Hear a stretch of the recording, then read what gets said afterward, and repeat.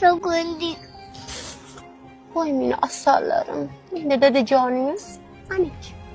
Endi o'zinglarga boshqa dada topasizlar. Ke qizalog'im.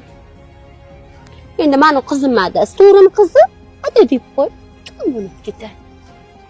Qaytib meni bezovta qilma, tushundingmi? Eringga ham doim muammoyini aytib, uni ham joniga tegmagin. Bo'ldi, o'chir.